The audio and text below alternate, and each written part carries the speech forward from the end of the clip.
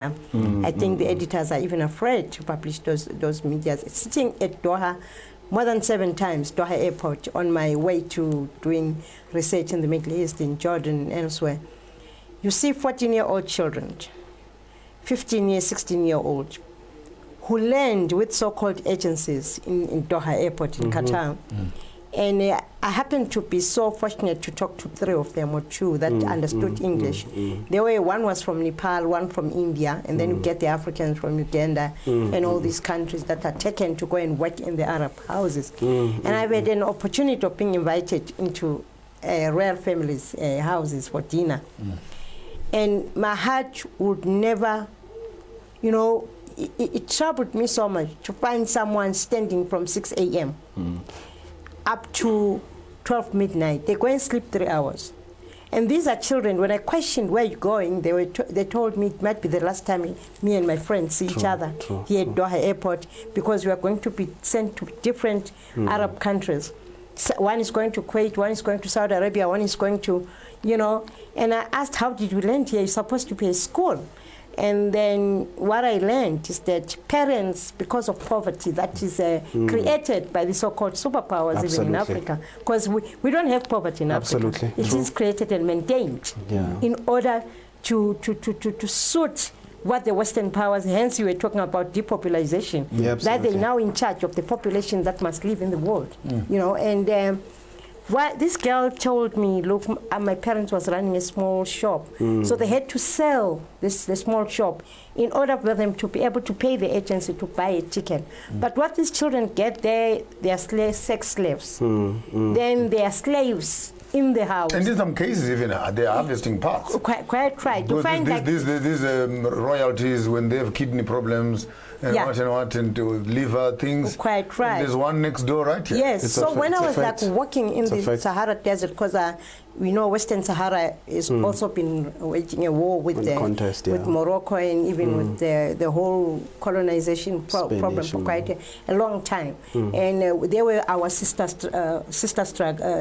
liberation struggle, because they helped us. And the whiteification also of quite right. Algeria, even when I was walking, you know, it happened when I was walking between the river Gambia and Senegal, as I was going to Gore Island. Island? Yes, I was there. Yes. Then I could feel my hair. You know, it was like it's happening now. When the person I was working with, a Gambian brother, telling me this is where it happened, this is where they were pushing them. As you come from the ferry of the Gambia, in between Senegal and the Gambia River, and I couldn't, like, I started crying because my hair was just standing up, you know, like this. Now, when you get into those rooms, there's no one there, but you stand there and you feel the presence of this spirit. The door of no return.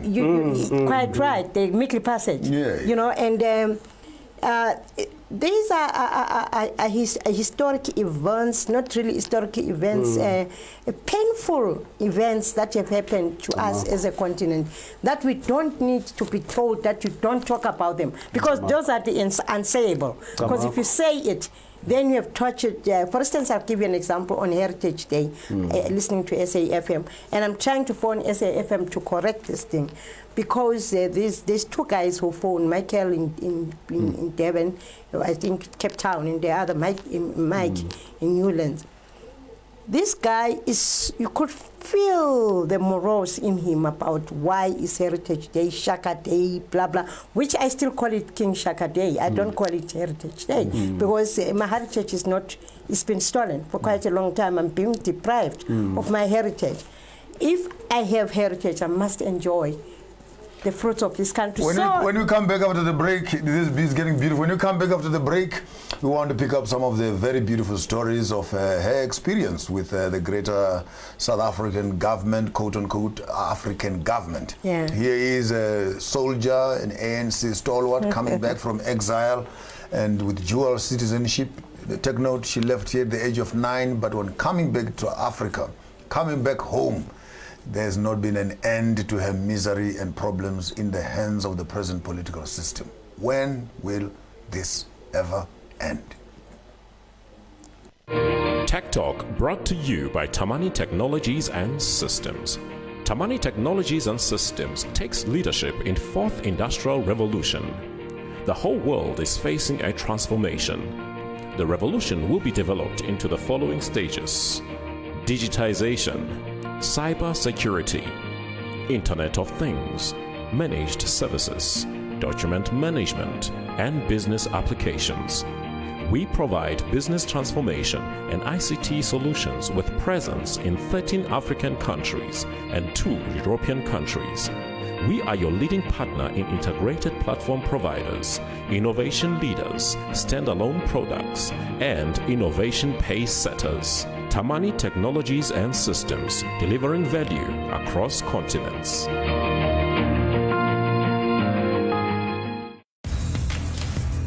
Make massive moves. So from the theater stage to the kitchen. I'm anxiously awaiting to see Sanaya.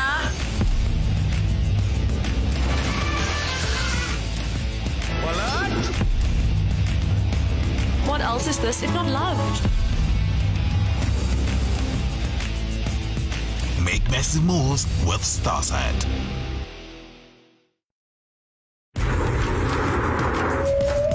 Make massive moves. The space race has already started. Russia had got the first object into space. The coast is as wild today as it was when Europeans settled the continent. Enormous beasts with enormous thirst. The teams are primed and ready. They got the first animal into space, and they've got the first person. Time to see what the boys can do.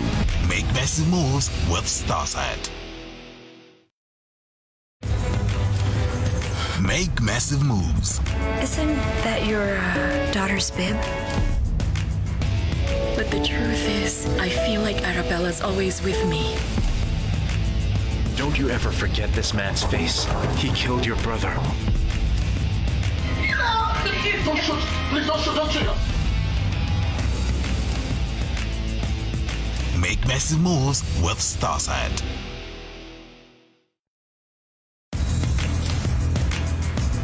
Make massive moves. I feel confident. I feel like I can take on the world. So you're telling a story through your clothes. Such a professional, you wouldn't even know. Criticism is one of my biggest motivations. Darling, you want to be a model? Like, oh my God. I'm glistening. The fashion industry needs people with beautiful faces. I would pay thousands of dollars for that look. Make massive moves with Starside. I want you to eat healthy food because it's delicious. Make massive moves. Would you like another one? I love it. I love this too. This is amazing. The grits are so creamy. Oh, I take pride in my grits. so flavorful. I think that looks wonderful. Yeah. It's so incredible.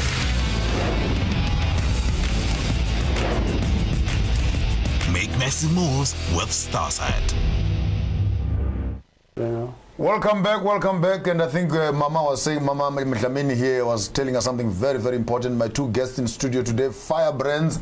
I have Sompisi in the house, and I have Dhlamini in the house, sharing with us the atrocities and genocide and their own. What's more important to me is their own life experiences. Right. They are dealing with this, and I cut you short there. Yes, I wanted to complete there that this guy, he said, he sounded very, very disturbed by this Heritage Day. He doesn't celebrate the Heritage Day because it is King Shaka's Day and all what have you. And at the end of the day, he comes to a lie.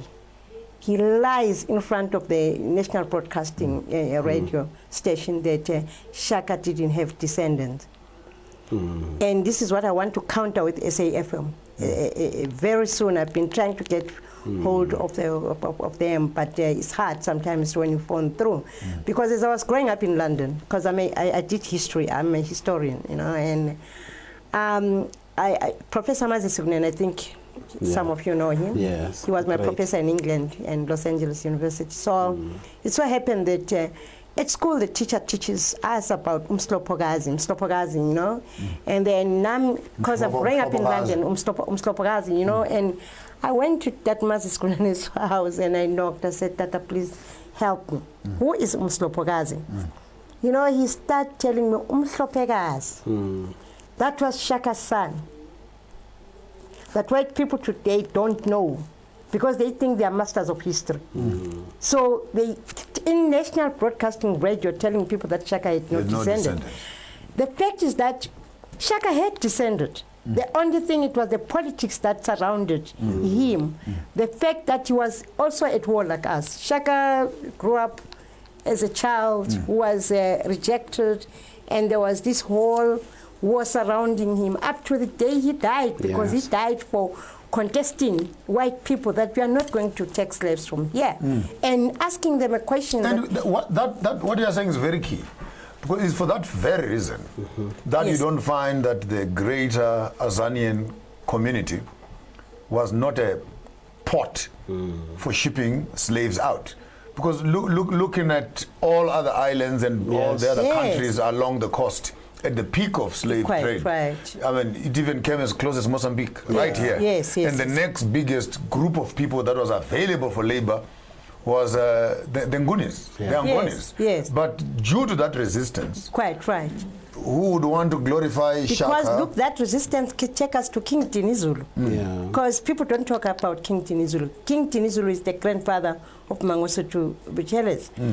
He resisted to the extent that when I arrived in St. Helena, where he was incarcerated after Standerton. You become exiled in your own country, taken to Standerton and told that you are in exile, like they did to Ya Asentua, and them taking someone from his native land to get to Seychelles, where she ended up passing on there. So King Dinizulu was incarcerated in St. Helena.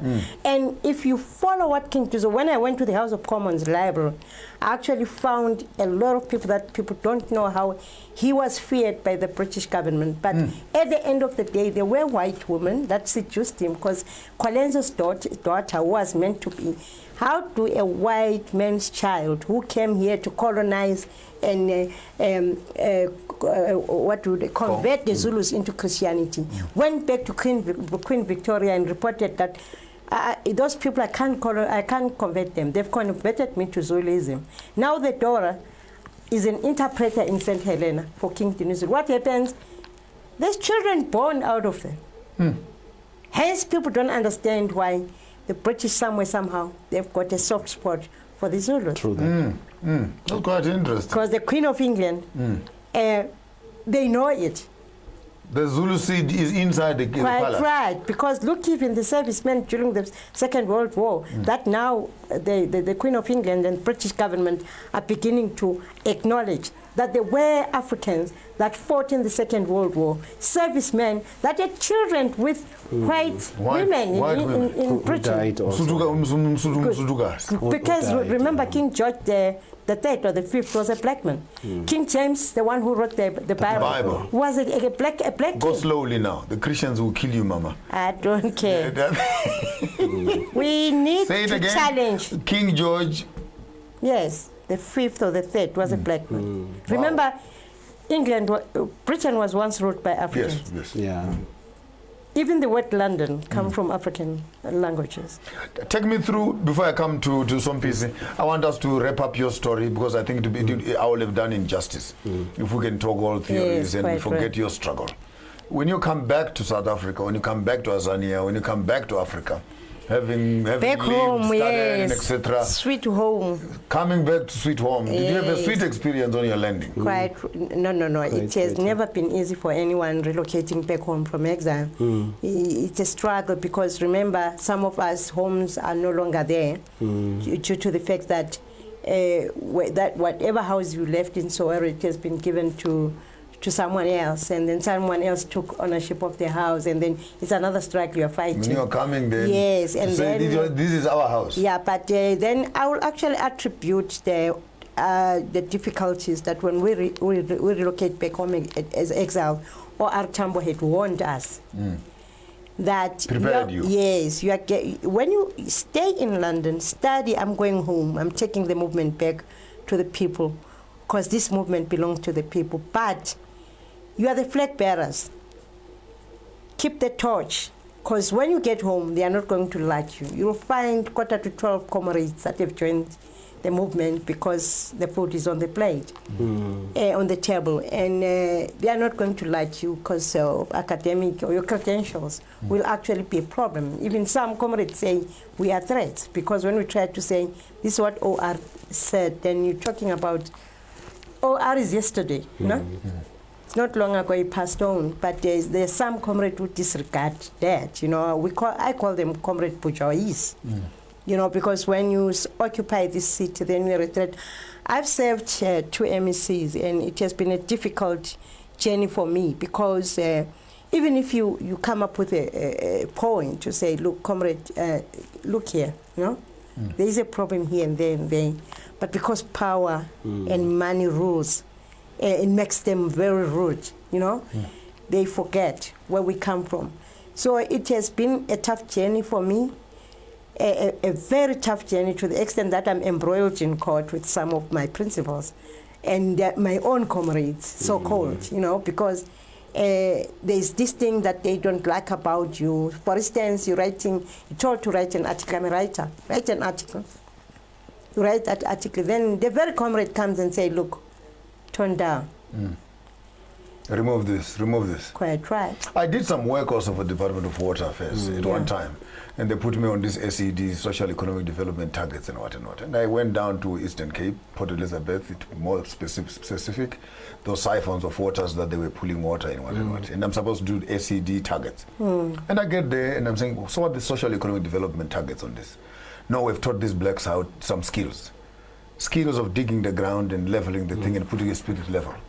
And they said, these are targets. I said, no, where is the money going? 80% or 60% of the budget is going for material supply. If you're going to make impact in the community, then include them in terms of the acquisition of material, because that's where the bigger budget is. And I wrote that on my report and submitted into the thing. The report made its way to the then minister. It was chopped, I think half a paragraph. It was half a paragraph. Next thing I get a sitting down discipline. You don't write things like that.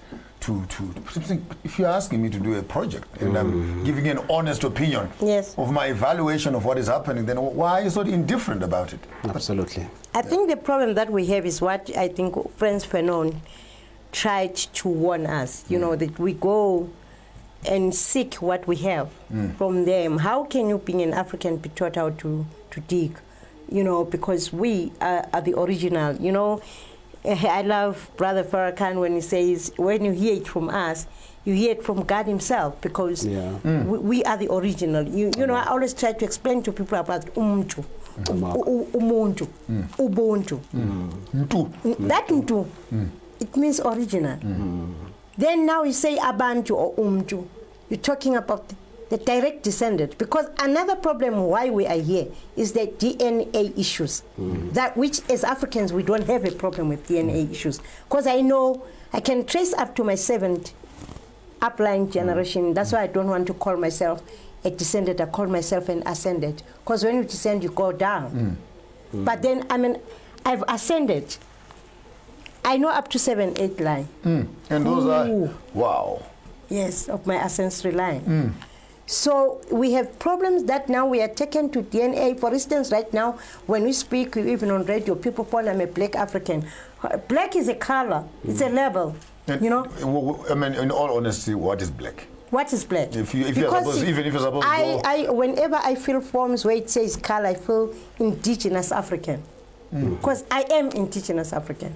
Then your reflections on that. I just want to you're a young man. You listen to Ugogo Dhlamini here, sharing history. This is how we learn. Intergenerational dialogue. Yes, it's a transfer. Absolutely.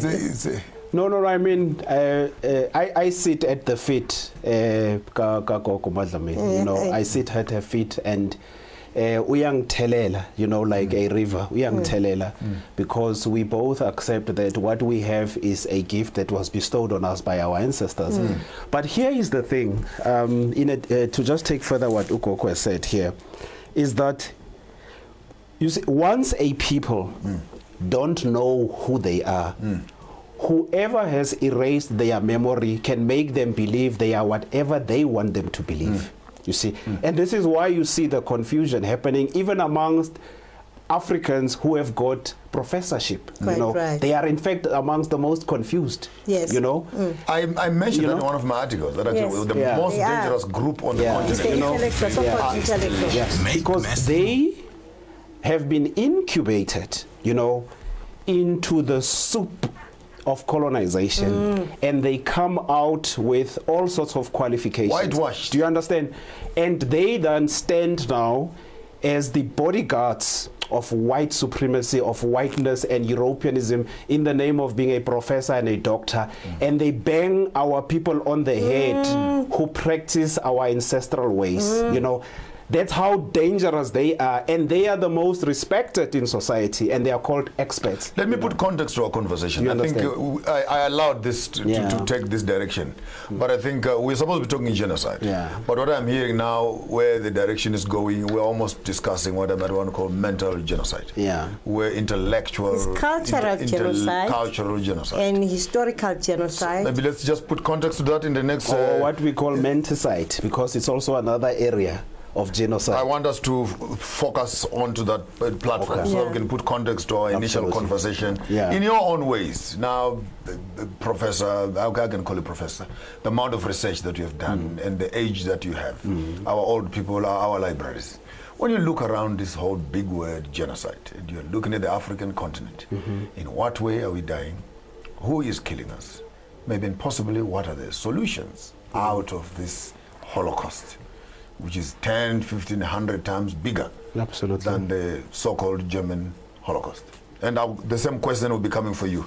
So let me start up with Ugo. To say genocide, extermination of our African people, it has been a project that was planned because, you know, Europeans live on a imagination destiny, because they don't have what they call real home, you know. Wherever they arrive is home. So, but now they looked at this continent. How would we remove these people? For instance, take the case of Egypt. If you go to Aswan, where the pharaohs originate. You know, I was shocked when I was 19 to get to Egypt and find that pharaoh is darker than me. Zilla? Yes. Zilla? Yes. Yeah. And to see that skin, and getting into the pyramids, getting into Mount Sinai, getting into Aswan, to the, you know, talking and seeing the real Nefertiti's sisters and the Aswan, the Pharaoh's brothers. The Nguni heads. Quite right. The original, and how those things have actually translated themselves. And I actually said, why are we here? Why have we landed here? That took me to a journey. That's why I said from day one, it was killing. Once they landed. To this day, spiritually we're being butchered. We are massacred. And we have been massacred even to the extent that even those so-called intellectuals who don't want now to reflect or revisit the history of genocide so that we can have these people accountable. For instance, we have the ICC and all this hate. You know, and when it looks like they're more popular for taking blacks there, because if I had power in my hands, the British monarch. Yes. Not that the Queen must be arrested. Yes. But if she's if she has been in power for the past how many years now? 60? Yes. 70 years? 7 something. So most likely all the wars that have taken place from the early 1920s, 1930s to date. Yes. For instance, they were happening under her signature. Yes. For instance, if you look at what happened to the Herero people, I happened to get into Namibia because when I got back home, I said, oh, my mom was abducted. But then people said, no, they are South Africans staying in Katutura, which is a Herero, Soweto. The street is called Soweto. And then I decided to go to Wynberg, you know. And then I stayed in Wynberg for almost 2 months doing my research. I happened to meet sisters who are Hereros. And I wanted to know Imvela Piabo, you know, where do they originate from? I was so fascinated, you know, such a fascinating story, spending time with them, to the extent that we even visited the Khoikhoi. I slept in this in this hut of theirs because I said if I could sleep in caves in the Middle East, in Jordan and Israel, why can't I sleep in Egypt? Wow. Why can't I sleep in the caves here back home? I even went to Maung and slept there because there's some Hereros in Botswana. Then I had this bigger conversation. You know what I found is that even to this day, the struggle is not really getting, you know, to the zenith, because they're governing people, most of them are Ovambo. So what they do, they oppress the Herero, you know.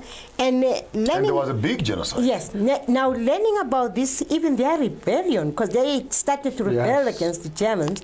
And the sister that was taking me through this she was telling me how they originated from Kush land and get into Tanzania. Wow. And look at her face beaming up now. Look at her face beaming up. Hunter-gatherers. Yes. Hunters like Nimrod. But you have a typical face of a Kikuyu woman. I mean, I've been saying this in my spirit. I have a typical face of the Aswan. Yes. People in Egypt. Whenever I walk in Egypt, they used to ask me, Aswan, South Africanese, African American. Then I say all of that.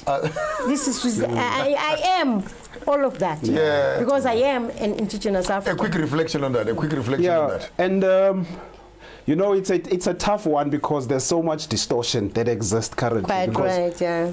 What is even considered history, it's his story. His story. Their story. Their story. Yeah, it's their story.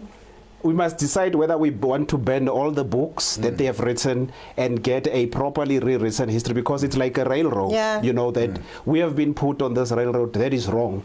And here's the other thing. Currently, there are initiatives in Senegal under one of our great scholars, Sheikh Anta Diop, inspired by him. Yes, a great scholar. And under the current president of Ghana, so in Ghana and in Senegal, there are moves to build a museum in Ghana. And there is already the African Civilization Museum in Senegal, where they are trying to organize global repatriation of the skulls of our African ancestors, which are in Belgium, Paris, London, and even in the Vatican. Yes. Do you understand? My grandfathers, their heads are in as we speak now, including Nehanda, including Nguvi, and Inkosi Uyinza. And when people talk, for instance, about the discovery of diamonds, because there's also this problem of things being discovered when Who discovers what? One of the renowned diamond traders, before the British could discover anything, is a king called Khosi Mpolokeng Jainki Wabatlaping. He was beheaded because he and Khosi Khaleshewe Wabatlaping in the so-called Northern Cape area of Kimberley waged a war of resistance against the British who wanted to capture their diamonds. Now the trade of diamonds, is not associated with, for instance, the Batlaping people. It's one of the things. It became a Kimberlite. Yes. It has now become an Oppenheimer, Rupert type of thing. And they named one of the stones the Kimberlite. After the British Secretary Lord Kimberley, who was a mass murderer, So that's also one of the ways, because it's now what we call menticide, which is the mental forms of genocide. Toxic. Do you understand? But here's another important thing for us to understand. Sum up, please. Sum up. I want you to round up. Then I'll give you the last round. Yeah, it is also important for us to understand that there's also what I call the Egyptianization of our history. There's no such thing as Egypt. There are more pyramids in Bilal al-Sudan than there are in Egypt. Yes, even Nigeria. Yeah. So when you say Kushite, people think you're saying Egyptian, in the current form, And it's important for us to understand also why there has been this incursion of the Muslims into Sudan, because it's and the whitening of Egypt. Do you understand? Because they were darker. But now you understand. I read a document once how actually the Arabs believed in a more superior race, and they started actually eliminating the darker skin. And now you walk into Egypt, it looks like a colored community. But whereas the original dwellers, she's rightfully putting it, like the pharaohs, And you look at even do you know one of the reasons why? I'll make a interesting example. Michael Jackson was attacked, by white people in the US. Michael Jackson, with all his faults, he was one of the first black people to make a musical video that portrayed the Egyptians as black people. In that video for the song, Do You Remember the Time? Up until then, black people had not imagined the pharaohs, as black. The Hizzoks. Yeah, it's one of the reasons why he was attacked, and people don't know that, that Michael Jackson did that. The movies till this day about Egypt that come out of Hollywood are white, Zombies, you're starting war. You're starting war. I hear you, Mama. I think before I have another beautiful crew coming in. I think I would like to say, even with Anwar Sadat asked the question if of Egypt, those who call themselves Hebrews left Egypt black, pitch black, what makes them come back white? you know, including Jesus. He leaves Africa black, comes back blonde. Quite right. And blue eyes. Yeah. I want to touch on the museum in Senegal, what monument. Yeah. That monument, we must crush it just like AU building, because it's built by the Chinese. I don't know if you are aware. The one in Senegal. That's another slavery that we're getting into, that we let people come and build buildings. What is the association of Chinese with the African monument and history and culture? Because this is exactly how we landed where we are today, in this old genocide that Europeans have actually, you know, conducted on the African soil. And even to the extent of taking part of our land and calling it Middle East, because that's Northeast Africa. Northeast Africa. Yes, because you look at the direction, and it is called Middle East. There's nothing called Middle East on this planet. On this beautiful shore, yes. I think the two of you, it's not the first and the last time I have you on the show. And I have a tradition in on my show here. You being the senior citizen, please allow me to do this. I'm not yet there. I'll be there when I'm 55. Now, allow me to do this. We in Farmers of Thought in Sankofa, we have a small little tool that we use. We call it a thinking tool. So just 3 sections on it. First section is our history, where we're coming from as a people. The second section is where are we now as a people. Third section, where are we going as a people? With 4 divisions that are on it. This is the Western civilization. It comes from Mutapa. This is from the West, right in Europe. How in America, how are they thinking? This is for Europe.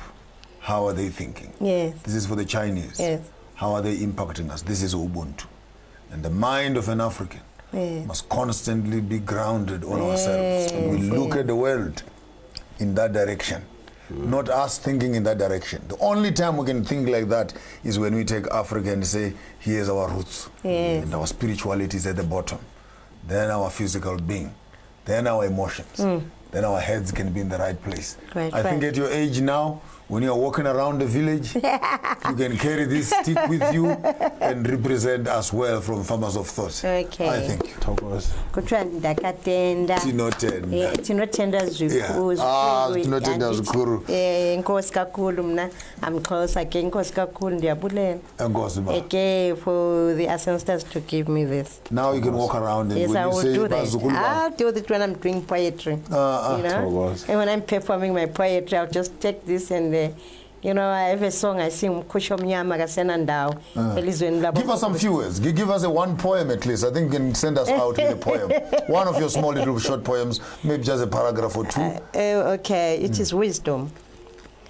Wisdom. You once lived with our ancestors. You were in the innermost of our ancestors. You guided them. You taught them. They predicted things because of wisdom. They managed to stop catastrophes because of wisdom. Wisdom, where are you? Wisdom, we miss you. Wisdom, please return to us, because wisdom is what took our ancestors to the higher heights of the highest heavens, of the heavens, that today white men say the highest heavens is paradise. But our ancestors lived with wisdom.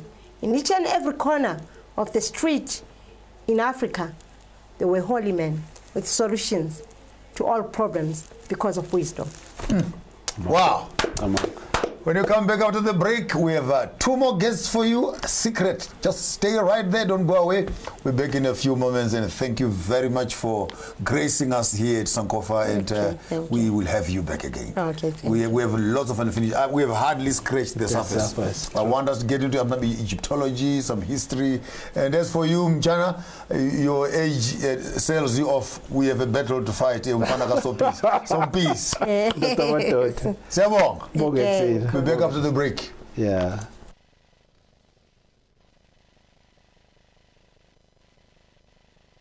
Hello. The 4th industrial technology era has forcefully changed how every profession has been working for its clients. The world has become smaller than what we used to think. Imagine the ease of talking to a person who is in Australia, China, or Germany while you are in South Africa, as if you're just next door. The ease that globalization and the 4th industrial technology have brought to humanity entail doing business anywhere in the world, as long as you have the purpose and the means. It is our expertise as MB Chabangu Incorporated to advise clients immigrating to South Africa on various permits and on opportunities for travelers who intend to sojourn in South Africa for a longer period of time. Ayé náà ti kéré ju èyí tí a rò lọ nítorí náà ìmọ̀ wa ní ìsìlọ̀ àti òfin àgbáyé ṣe wá ní ọ́fíìsì àkókò lórí àwọn ìṣòwò ilé àti ìgbaniláyé láti gba ìwé ìrìnnà fún iṣẹ́ òkòwò. Ho MB Chabangu Incorporated re ba eletsi dinotari le basebedisi le di-office tša rena kua Pretoria, Johannesburg le Bloemfontein. MB Chabangu Incorporated e humanega ga bonolo go bareki ba rena. Go humana tlhagiso leseding ka botlalo re kgopela le re leletše mogala go 012-341-4187 goba le re ngwalele lengwalo tsebile go admin@chabangu.co.za. MB Chabangu Incorporated, mo mathata a humanago tharollo.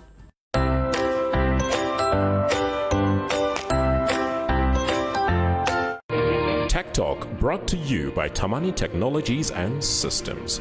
Dhlamini Technologies and Systems takes leadership in fourth industrial revolution. The whole world is facing a transformation. The revolution will be developed into the following stages: digitization, cyber security, Internet of Things, managed services, document management, and business applications.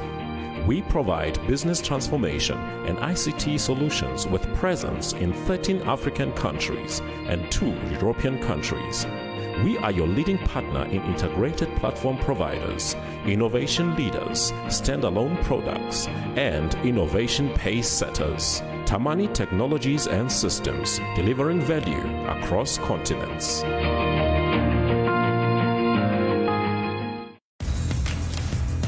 Make massive moves. So from the theater stage to the kitchen. I'm anxiously awaiting to see Sanaya.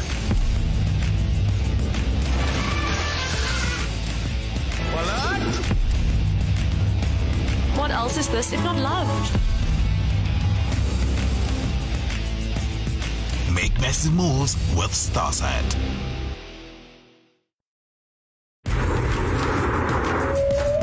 Make massive moves. The space race has already started. Russia had got the first object in space. The coast is as wild today as it was when Europeans settled the continent. Enormous beasts with enormous thirst. The teams are primed and ready. They got the first animal in space, and they got the first person. Time to see what the boys can do. Make massive moves with Starsat. Make massive moves. Isn't that your daughter's bib? But the truth is, I feel like Arabella's always with me. Don't you ever forget this man's face. He killed your brother. Don't shoot! Please don't shoot! Don't shoot! Make massive moves with Starsat.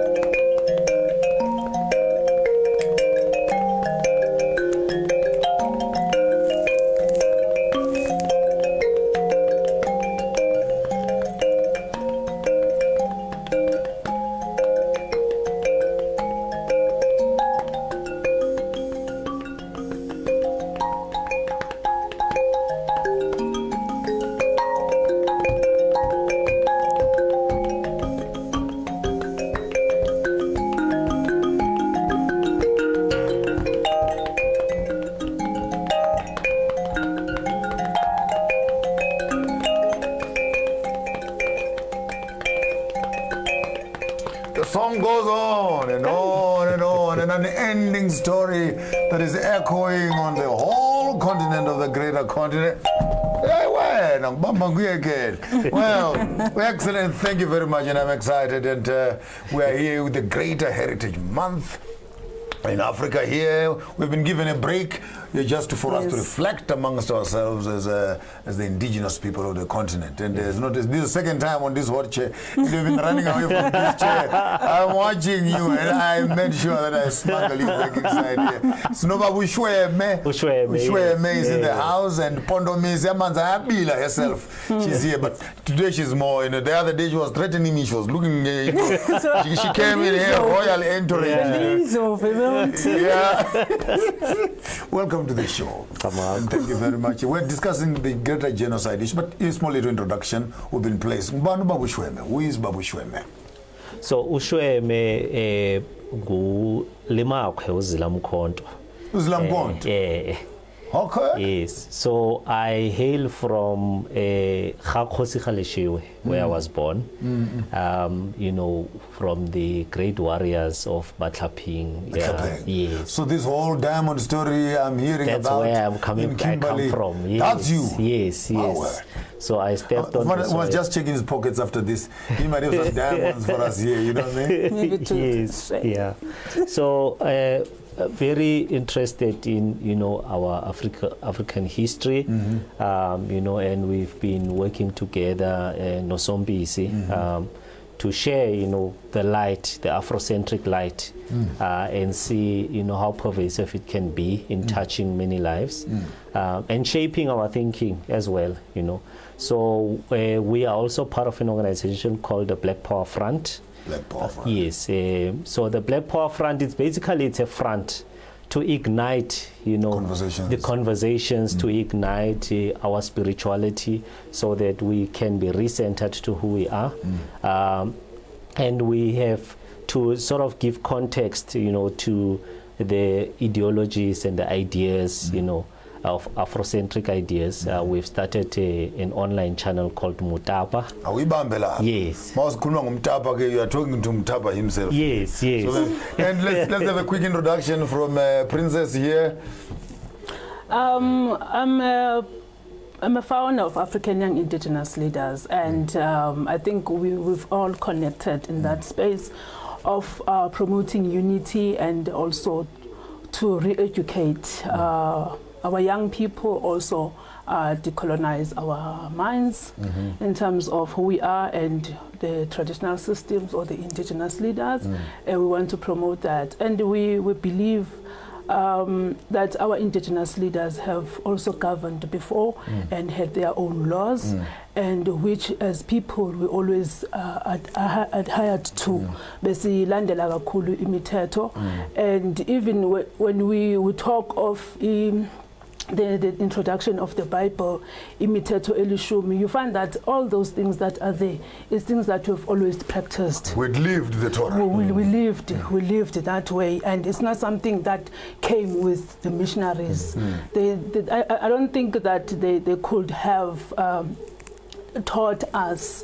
Like they have that power to teach us who we are, because we have always lived in beautiful ways, in harmony, in peace, until they came. No, don't mix your words. Yes. Until they came and manipulated us and detached us from our universe, from our spirituality, and introduced brutally so their own terms or their own names,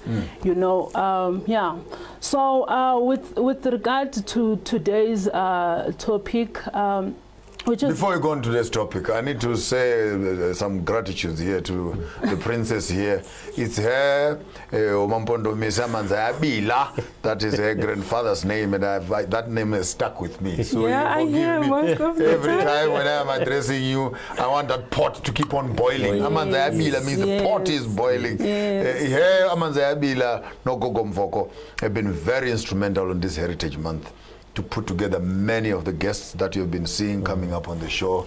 And I can tell the whole Africa, thank you very much for working tirelessly to bring us all these interesting people. It's this woman who made me take off my clothes the other day and made me stand here with the Khoisan King. But it's part of solidarity. I'm not embarrassed. I'm not ashamed. It's what we are. It's what we are. Before all this, that's what we are. And thank you very much on behalf of you, on behalf of the station. I also want to thank you as well, and also allowing us the platform, because I think as traditionalists and like people that are very passionate about our history, our culture, sometimes we complain that we're not giving enough space in the media.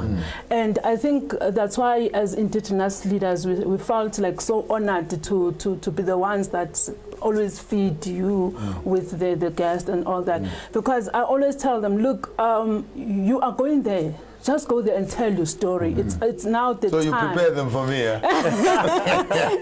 Because I'm this Rasdam, like I'll rip them apart. I tell them, like, look, now it's our time, you know, and we have. This is your home. This is your home. It's our time as well as this generation, you know, to revive and restore and reclaim what belongs to us. And there's no other people that can tell the stories other than us. Genocide is what we're talking about today. Yes. And we've already spoken a little bit about menticide, a bit of African and here and there. Your take on this whole debate and whole conversation we're having today on genocide. In which area do you feel we are going through this process, and who has been killed, and why are we being killed?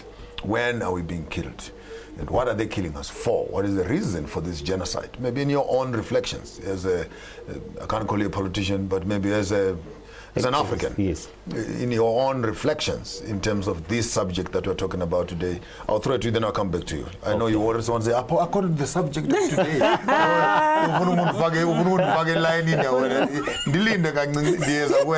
me start with Shweme. Oh, I'm Mzilamkat. I'm the Mukabo game. The baboon, the monkey. Yes. That's mine. No, Ozilamkonto are also related to Nomfene, you know, or Lisa or Chambasi. Okay. Yeah, we are related. Yes. So we are the same people, and Ubabu Shati, Ubabu Robert Sobukwe was also Ushati. Yes. Tell me about it. So Sobukwe was actually my tribesman. Yes. Wow. Yes. I'll put that on record. Yes. So to come back to the subject, you know, I think in their curiosity, Europeans and Westerners have discovered in us something that they have always noted lacked, you know, and for that reason they have resolved to pursue it by all means necessary. Possible.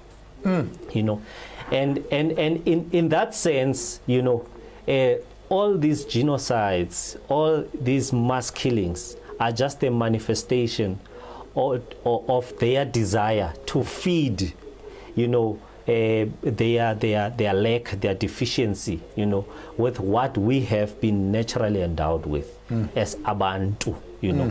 So the originality of Untu carries with it, you know, from a spiritual, from a physical, from an environmental perspective, carries it with it energies and powers, you know, that these Westerners and Europeans have always. Let me press you down on that. Let me press you down on that quite extensively. What do you think they are looking for? What? I hear you. Let me really press you down. I want to hear you say what you must say, and say it clearly. Yes. What do you think the Portuguese, the Germans, the British, and all these colonizers, the Arabs, when they come to butchering, killing the Africans, what exactly are they looking for? In my view, it's one of two things. One is to feed their inadequacy, you know, the idea that they can become adequate by, you know, doing all of these brutalizing us. Dominance. Yeah, and dominating us. And increasingly, I think they are realizing that they can never be us. And what then they have resolved to is to wipe out as many of us as possible, so that we don't keep reminding them of how inadequate we are. You know, so I think they are either looking for one or both of those things. That either they want to see whether they can take as much and to feed themselves and their insatiable urge to become who we are, and if they fail in doing that, is to wipe us out. So when you look at a colonialistic murderer European who goes to school, to an industry and a factory, and you spend years on how to manufacture a gun, how to create an atomic bomb, how to create a chemical, and then take up all that knowledge and machinery and walk out of your country, walk out of your house with an intention to kill, destroy. To kill and destroy, yeah. Yes. Destroy. Yes. Exterminate people. Yes. For your own I'm trying to look for that yes. For your own personal aggrandizement or for satisfaction. Okay, here you find a group of Himba people dancing around their bushes, in peace and harmony. Yeah. You know, chasing a few crocodiles in the river Chobe. Peaceful. Yes. And you just look at them and say, how can I wipe them out? These don't deserve to live. Yes. Yeah. For what? For what? I can't put my head around it. Maybe understand my frustration. Because if we knew what they wanted, would take and leave us. You want gold? Johannesburg is a mine dump. You took as much as you want. You want the ivory? Okay, you wiped off almost 60% of all the wild animals, and the rest that have remained are in your hands, in the game reserves.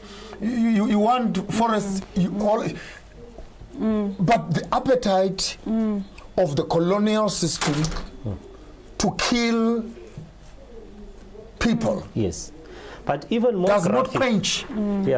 Even more graphic for me is the fact that you have the same people, you know, so invested in wiping the memory of Africans, you know, distorting their sense of self, distorting their sense of being, trying every trick and way possible, you know, to move them away from who to such they an are. extent that even having conversations like this has become dangerous. Yes, certainly. You become targeted, and then some Afrikaners are now watching. Exactly.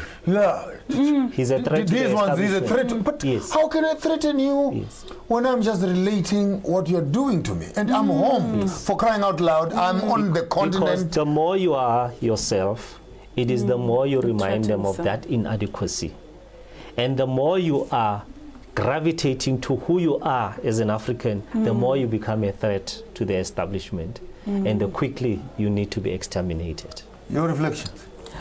I think it's a devil. It's devilish acts that those colonizers have done. Look at how they enjoyed killing people. How they will like sort of hang someone, and while the person is dying, they are dancing, they are braaiing, they are celebrating.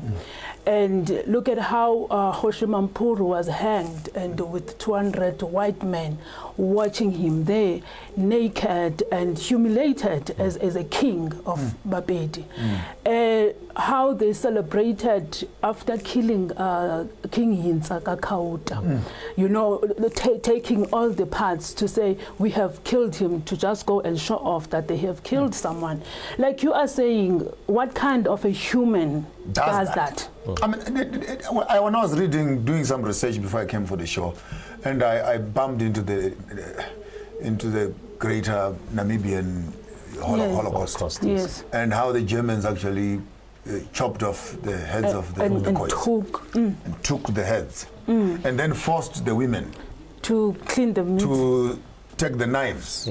Imagine this is your father, or this is your husband, this is your son. Now they've chopped off the head. Now you must take a knife and literally skin the flesh off, because if you cannot carry this thing wet, it will be smelling or whatever, it will rot. So the very children of the deceased and wives were now forced to scrape off until those skulls were just white. Then they were now packaged together in containers, shipped over into Germany. In the case of Zimbabwe, shipped over into Britain. So you'll have a person or a king sitting in front of his table with a table full of skulls. And it will bring, that's the part I'm still looking for. In modern psychosis, psychologically. What kind of a pervert does that? Celebrates to sit in a room surrounded by skulls. By skulls of human beings. Human beings. You know, it's not like these are animals. It's people. You know, it's human beings. And that is like what I've also asked myself, what kind of a person will even chase people to the desert and let them die out of poverty in hunger, and how do you actually go there and watch people getting skinned up, tired? How do you as a government, for example, how do you write a treaty or a permit allowing people to go hunting, and then you include on that hunting list humans? Yes. That you are free to hunt, but please, while you are hunting, if you see some of those that are on two legs, consider them also as game. Because when we begin to reflect deeply, we need to understand that and I'm pushing somewhere, our idolizing of democracy, our idolizing of this fake Western constitutionalism, our idolizing of this Western idiom of civility, comes with it a baggage of dehumanizing those, one, that are less educated than yourselves, two, those that you might deem to be a disadvantage to the system, three, relegate also, since you are now educated. When you find those that are being an obstruction to the purposes of the establishment, even if they are from your own tribe, they become the enemies of the estate to which you have sold your soul to. So then you find black on black violence happening there. And maybe what we're discussing right now is the psychology. The psychology of colonialism on the black people and how they respond to that themselves. I may lose my head if I begin to talk about the visitors, the Afrikaners, for example, the Boers, who came here, honestly speaking, as visitors. Let's agree. Stayed for some few years. They were now, their children have been born here. We've accepted them that they have nationality based on birth. Can we now also live now like people who are in one household together? Without you, of course, being foreign, now local, and you have access to machineries and guns. Now you want to point around and say, we've been here, and because of the financial muscle and the military muscle, we will continue to dominate and we will harass all the other children in the house because Africa is now ours because we're born here. I don't have a problem with citizenship. But the issue is, how can we rehabilitate the violence of the Afrikaners, the violence of the Englishmen, the violence of the indigenous people whose minds have been twisted to look at Africa as a home state where those who are living on the continent must find harmony. And I think for the greatest time in the media space here, we are always trying to become politically correct. But it is true that the history of the Afrikaner is violent. The history of the Englishman is violent towards the indigenous people. The question is, how do we rehabilitate? And I want to say it again. How do you rehabilitate a mind of a serial colonial killer who now must live in harmony with local people? When we come back after the break, I want to pick up their brains right on those issues and find out how do we build a home as African people. Make massive moves. Isn't that your daughter's bib? But the truth is, I feel like Arabella's always with me. Don't you ever forget this man's face. He killed your brother. Don't shoot! Please don't shoot! Don't shoot! Make massive moves with Starside.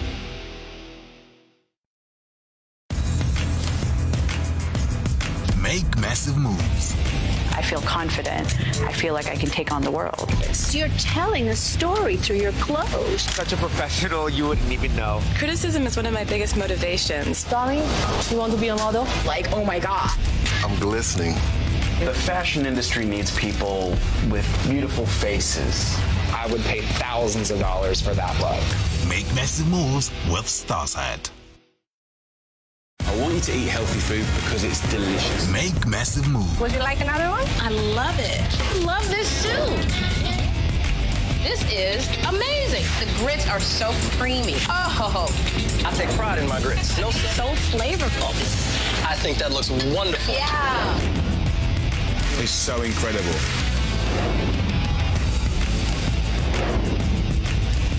Make massive moves with Starside. Make massive moves. Wow! Let's go.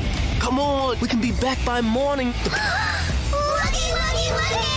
Who are you? I'm the boss. Really? Really? Yeah! Awesome! Totally!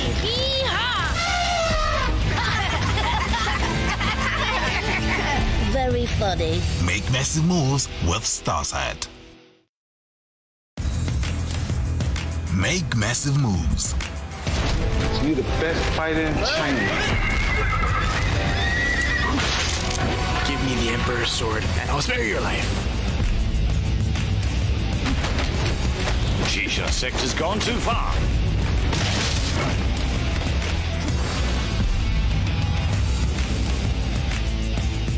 Make massive moves with Starside. Make massive moves. How can you say that? That is what it is. Your mother eloped with someone else. I just think this is such a genius idea. I think it's amazing. I can be happy. It's inside you. It's inside of all of us. It's about cooking smart that are nutritious and delicious. President Trump acknowledging the coronavirus death toll could be significantly higher. You don't want to do this. There is nothing you can take.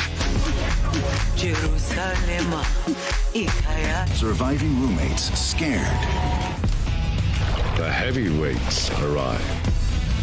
Inside, finds Pachulia, blocked by Jane. This is the will of God.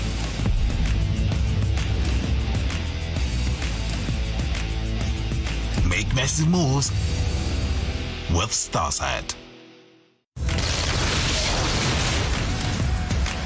Make massive moves. Deceiver! There isn't any time to waste then. We can't save everyone in this war. One moment, that's all we got. You're locked in here with me. Make massive moves with Starside. Make massive moves. Picture perfect, you don't need no filter. Another one.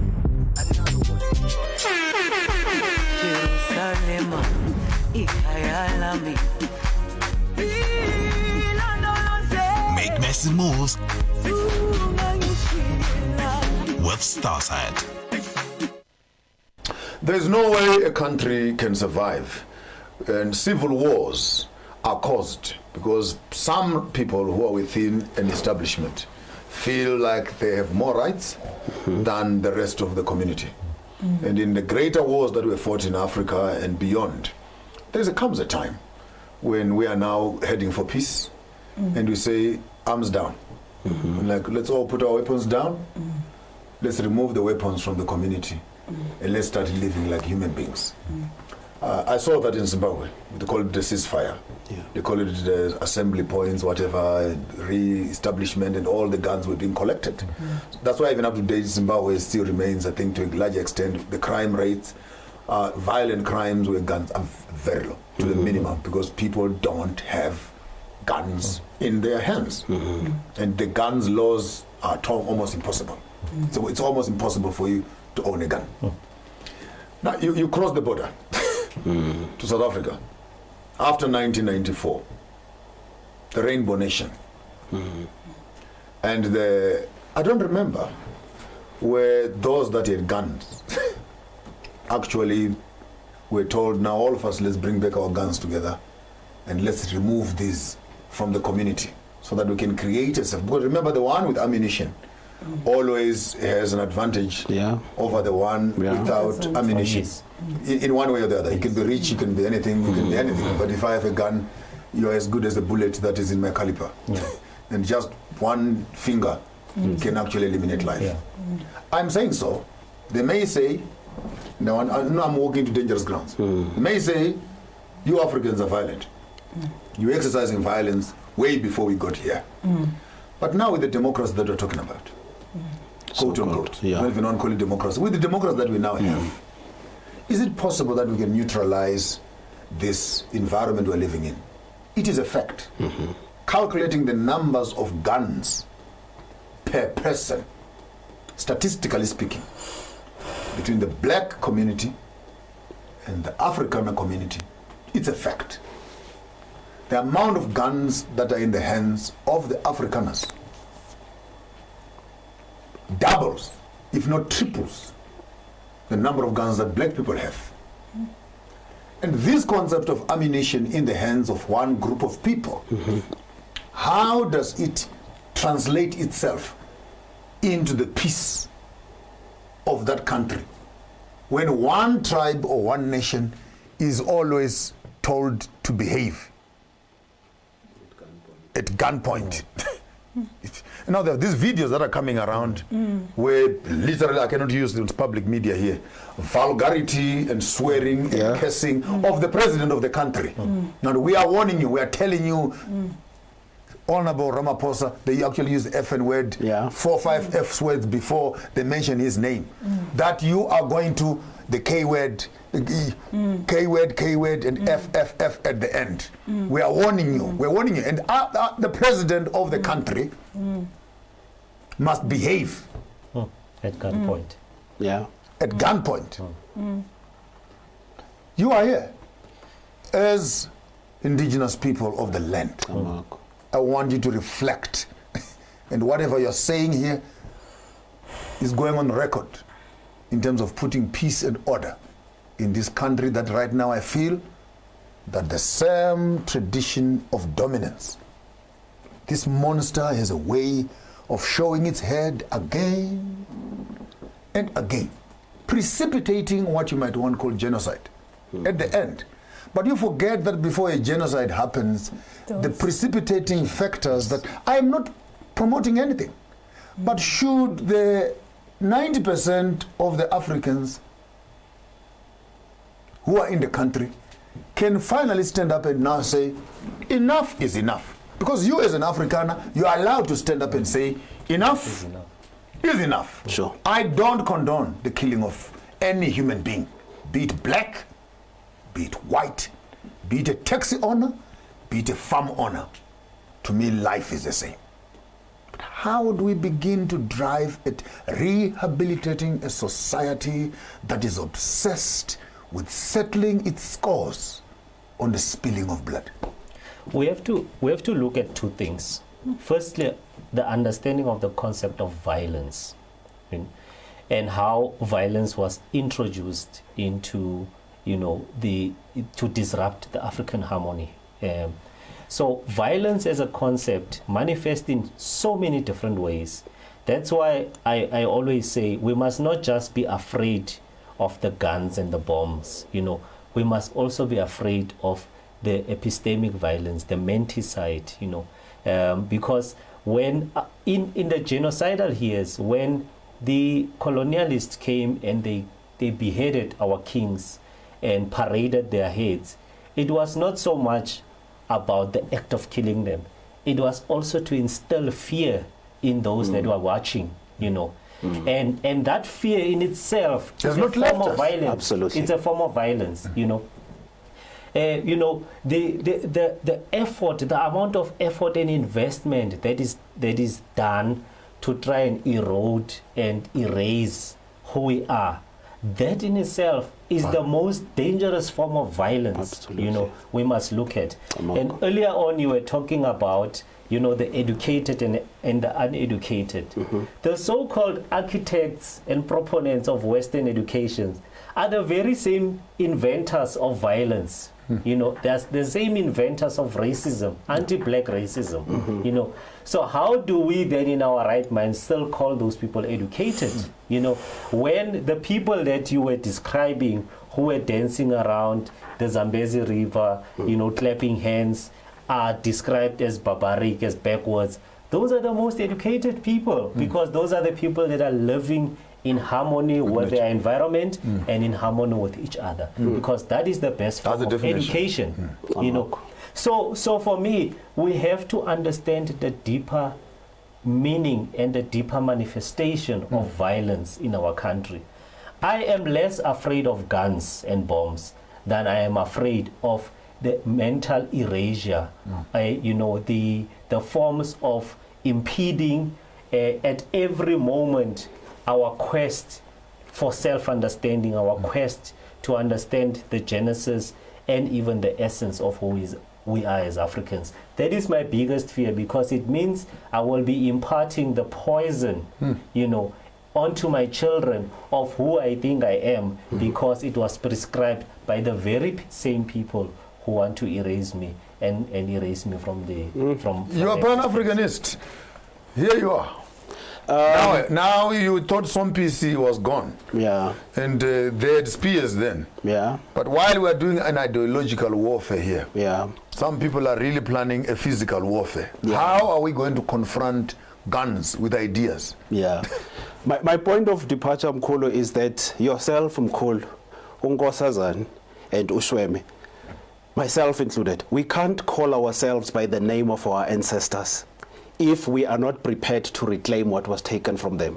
That's the point of departure. Let's call ourselves by other Mickey Mouse names. If we are not prepared to fulfill the destiny that those names implicate and suggest, then we should not do it, because our names are tied to the experiences of our ancestors and what they went through. And where they are today, buried under the sea and all over the world, and calling out and seeking for justice. That is the only thing we should live for. You know, so death is the least of our worries. But continuing to live like slaves and rats in the land of our ancestors is the worst form of death.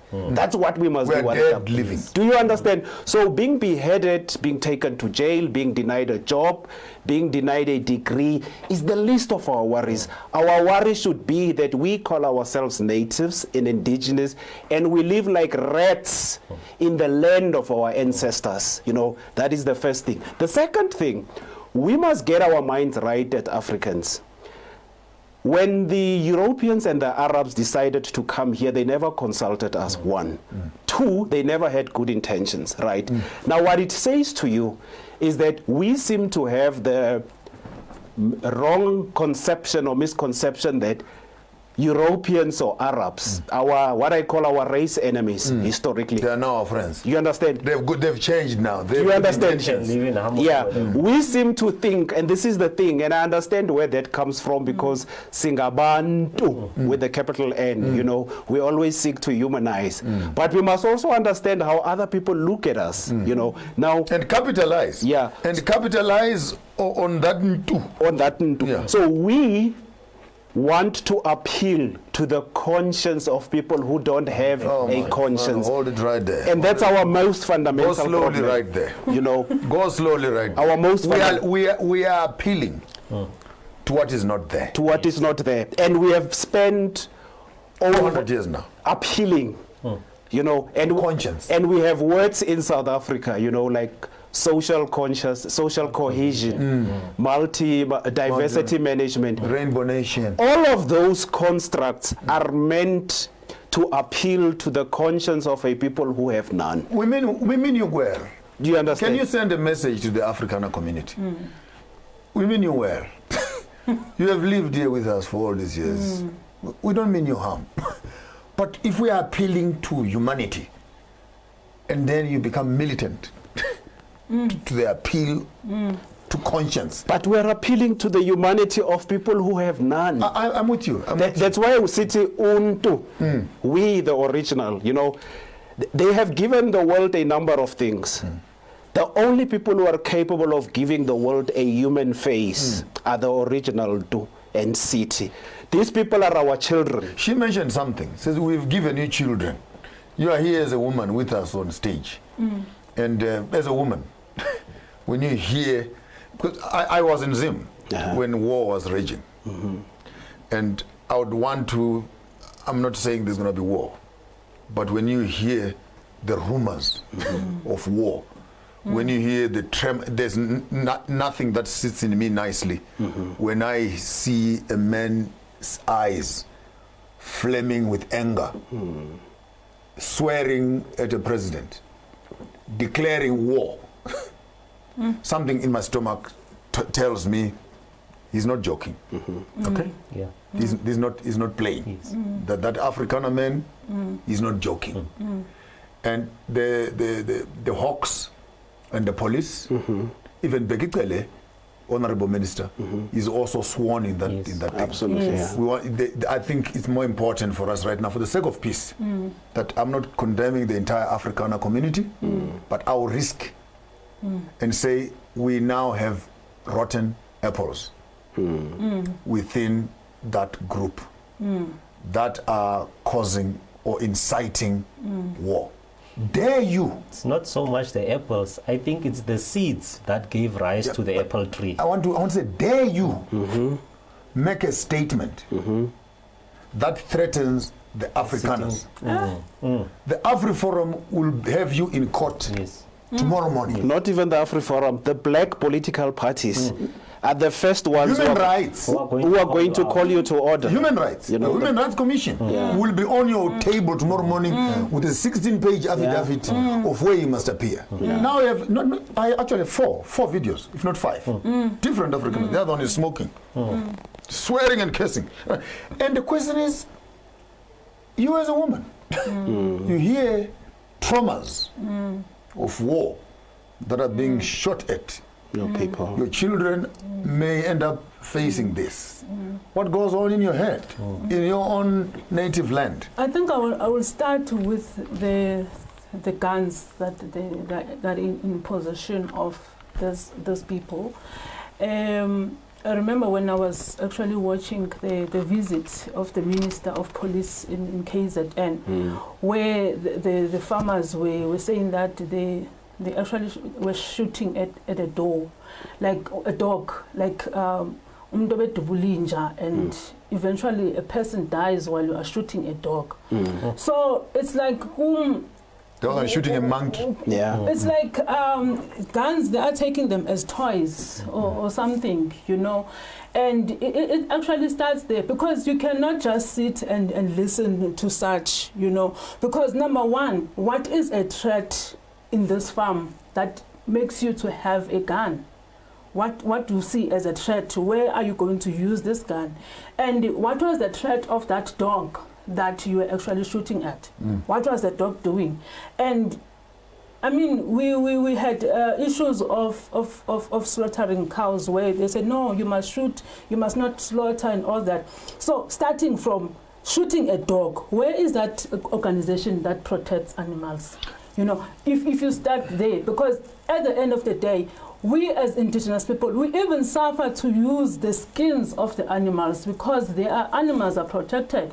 But as a white person, it's okay for you to cut shoot off the head and then hang them in your house as trophies. Yes. To shoot a dog, but you actually kill someone.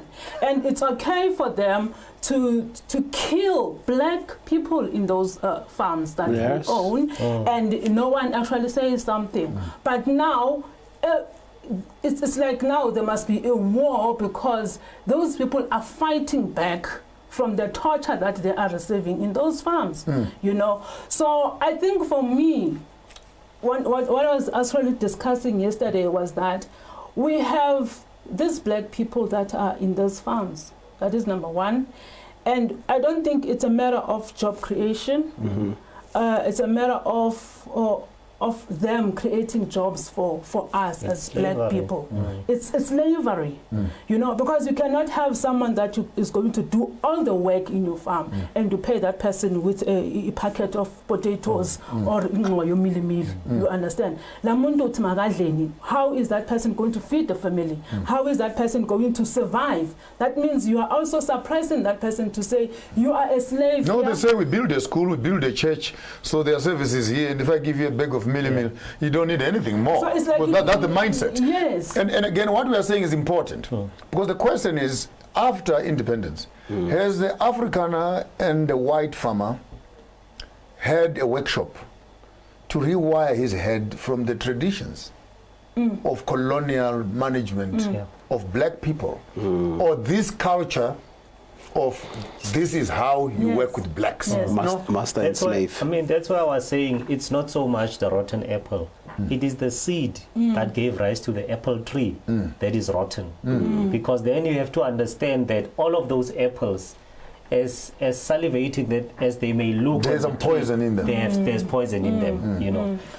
How does, if you just think logically, how does a white person who would put a dog in the front seat and a black person at the back of the buggy claim to have been shooting at a dog? Who are they most likely to shoot between a dog and a black person? They'll shoot what is in the back. When it is raining, they have put the dog in the front seat. You've said enough. You know, so you've said enough. Chief, while we are busy celebrating that coronavirus is gone, and liquor shops are now open. Our young boys and girls are having parties in front of tops, having gumbas and Shai Jerusalem. And while the country is being told by the president to dance Jerusalem, the Afrikaner boys and girls are in farms in Ventersdorp. They're in farms in Potchefstroom. They're in farms in Mpumalanga. Preparing themselves.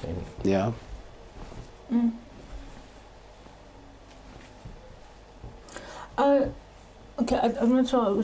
Anyone can respond. I'm just giving you a reality. You know, I think also it comes back to the organizations that as African continent we have. You know, we have UN, we have AU, and all these organizations. We even have like peace organizations. So what is their role? What have they done themselves to rehabilitate these people, like to change their mindset or to make them human, you know, human beings? Because they came to Africa, you know. One of the things actually they did was they did not believe that blacks have souls. Theologically speaking. True. There was a whole debate in Rome. Does a black man have a soul? And the other day I get a call from a Freemason, a Grandmaster in New York, recruiting me to become a Freemason. Okay? So he sends me a message and I do a research. No, it's legit. It's the temple of what in New York. Then I tag along with him. So what do you want exactly? No, I want your soul. And I said to him, okay, you are a white man asking me, a black man, that you want my soul. Yesterday your grandfather came to the continent and declared that I don't have a soul. How do you collect from me what I don't have? Yes. Now that you know that I have it, of what value is that to you? You know, but I'm just throwing that to you, Chief. Your response on that is particularly on the militarization of the white Afrikaner community. I'm not mixing my words. The militarization of the African community and the party attitude, the Jerusalem attitude of the African youth. And the future that you are looking at. You are a young man. This will burst in your eyes. No, you are right. And remember when we said, because you see, we need to give black people tough love. you see, for them to understand what is happening. You see, it will not help us, like Nkosazana said, to ice cream coat these things. We need to wake up our people. And how do you wake up our people? We slap them with the truth, raw as it is, in their faces, you know. That's how we put them into shock therapy. All the other methods, you know, of trying to make, it's not going to help them, because if our understanding is that the way these other groups look at us, they look at us from the perspective of how prey looks at animals that it can prey on, because that's how they look at us. If they can't kill us, they must exploit us. It's only two things. It's never in between. If they can't kill you, they must exploit you so that you die of exploitation anyway. But one thing is guaranteed, your destiny is death, you know. So one of the things that we must do, like I said to you, our army in all forms is African young people. We must go out and work on the minds and the spirits of African young people. They are our first line of defense. We must go, and the people who are being taught Jerusalem and Amapiano now, you know, we must not condemn them for the state they are in. We must reach out to them and go and talk to them and share the message of our warrior ancestors with them, because it is they who have the greatest possibility to reclaim what we have. We must forget about the old men and women in suits. No, waiting to retire. Yeah. Because, by the way, they're waiting to retire and planning the future. But remember also, not only are they waiting to retire, they are financially invested in the system. You see? So the way they are looking at things, if anything were to explode in this country in the form of a open war, they stand to lose. That's why they are also buying property in Dubai and other parts of Stellenbosch with stolen money, you know, because they will afford to take themselves and their children out. So we must go to those young people in Khayelitsha, those young people in Diepsloot, those young people in Alexander, you know, all these young, for me again, education becomes a breeding ground. And actually, when Gogo Dhlamini was here, and she spoke about that door of no return. While she mentioned it, actually in my head, what appeared was a university corridor. But is it possible that actually when our children are going through that graduation, they've actually gone through the door of no return, no return, psychologically, and that by actually being graduated or proliferated, you have actually said, I surrender. When they put that thing on your head, that mental damage is gone. Now you are this. It means that you cannot act otherwise. You must act in accordance to that. No, actually it's true, because currently there are still people that are still brainwashing us, you know, because if you say something like this, it's like now you are creating war. It's like when you're inciting war. Yes, you're inciting. Like Faneluguti, we should not educate people, or we should not tell the real stories. We should not tell that we have been killed, and these people we're still being killed, and you are still being killed. And these people came here.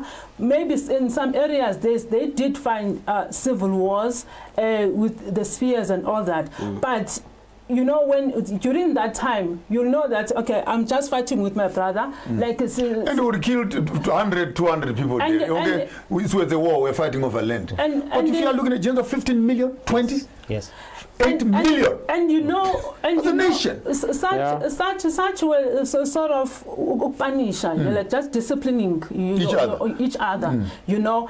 And now they come like the missionaries, the British and all that. They start to take the wealth.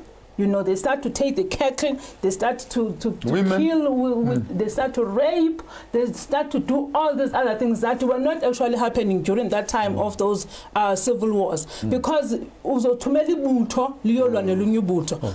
couldn't affect the families and everyone women and children, you know, are safe in the background. Because even today, you find Amakwengwe, Besilo, but like they will just go there and fight longer and all checking each other's muscles. Yes. Yeah. So right now, I think what we can do now, I think for myself, maybe currently there are people that feel like, no, as white people who have actually grown here, we have been, own this land now. We are now Africans. My father left me this land. Our fathers came here, maybe we even intermarried. Yes, we also have maybe black ancestors and all that.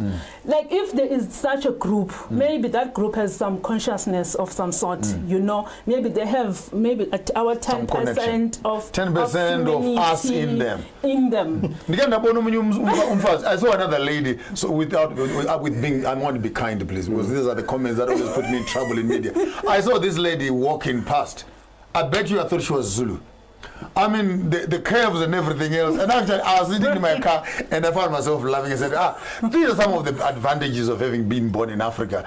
Few generations later, these ladies are now looking like they're looking like us. I mean, they came here with flat backs. I'm being funny. Formless. When we come back after the break, I want us maybe to, yes, we've painted, I think the picture is quite gloomy. I want us now, please, all three of you, start looking for solutions. Let's spend the last part. What must we do going forward? Yes, we are coming just after the break. What must we do going forward? Don't go away. Just out of the break here with my honorable guest discussing the greater spaces of genocide and looking for solutions for the future. Hello. The fourth industrial technology era has forcefully changed how every profession has been working for its clients. The world has become smaller than what we used to think. Imagine the ease of talking to a person who is in Australia, China, or Germany while you are in South Africa, as if you're just next door. The ease that globalization and the fourth industrial technology have brought to humanity entail doing business anywhere in the world as long as you have the purpose and the means. It is our expertise as MB Chabangu Incorporated to advise clients immigrating to South Africa on various permits and on opportunities for travelers who intend to sojourn in South Africa for a longer period of time.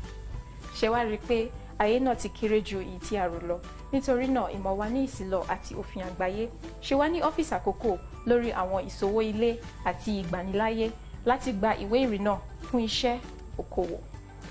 Go MB Chabangu Incorporated reba eleji di notary le basebedisi le di office tsa rena kwa Pretoria, Johannesburg le Bloemfontein. MB Chabangu Incorporated e humanega ga bonolo go bareki ba rena.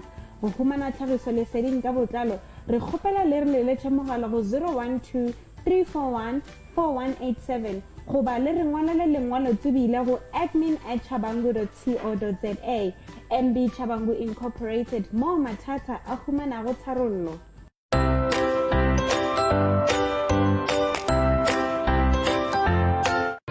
Tech Talk brought to you by Tamani Technologies and Systems. Tamani Technologies and Systems takes leadership in fourth industrial revolution. The whole world is facing a transformation.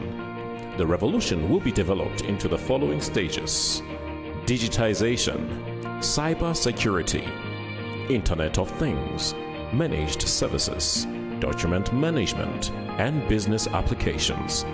We provide business transformation and ICT solutions with presence in 13 African countries and 2 European countries. We are your leading partner in integrated platform providers, innovation leaders, standalone products, and innovation pace setters. Tamani Technologies and Systems, delivering value across continents.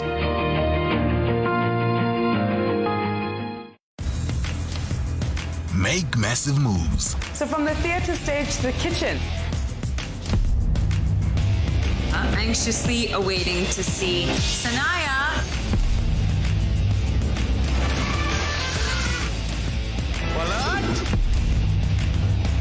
What else is this if not love?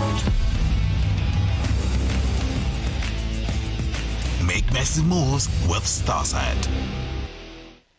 I once read a statement somewhere that says if you have not yet died, you are not ready to live. Yes. A man must find a reason to die for. Yes. Then all of a sudden you have a reason why you must be alive. Yes. And here we are as Africans. Here we are as Al-Kebulam. Here we are as Kushites. Here we are as Hamites. Here you are as Ethiopians. Here, name us whatever you want to name us, but here we are. There's no other place we can call home but here. Some of you guys are lucky. You can go to Dutchland, you can go to Britain, dual citizenship between here and Australia. If things can become difficult here, we'll find you, all of you, at the airport passports, you can afford to fly and go to other places. And you know that you have relatives and friends there who can look after you. But for me, where else can I go as an African? And I want us I brought you back because I want us to start mapping up solutions. Yeah. Where do we go from here? We have exactly 30 minutes left. And I want us to start focusing at solutions. How to avoid genocide, peace and reconciliation, truce between families and tribes, seeking for social cohesion in its truest sense, and education for both the perpetrator, victim, and the perpetrator. Counseling sessions for Afrikaners who are right now training to become soldiers. They need workshops, psychological workshops on how do you convert those guns, the book by Desmond Tutu, converting those guns into plowshares. We need to start working in building a nation rather than polishing guns and aiming how to shoot at the head of another human being. There is no civility in exterminating lives. I want solutions. I'll start right here. What must we do? You were still breathing and I stopped you while you were going to be saying some few things about training. I was saying that if, for instance, we have the Minister of Arts and Culture, Sports and Recreation, that in his department has actually appointed the advocates for social cohesion, and also have maybe organizations that promote peace and harmony amongst the societies. But the question is, who currently in the situation that we're in, who needs that most?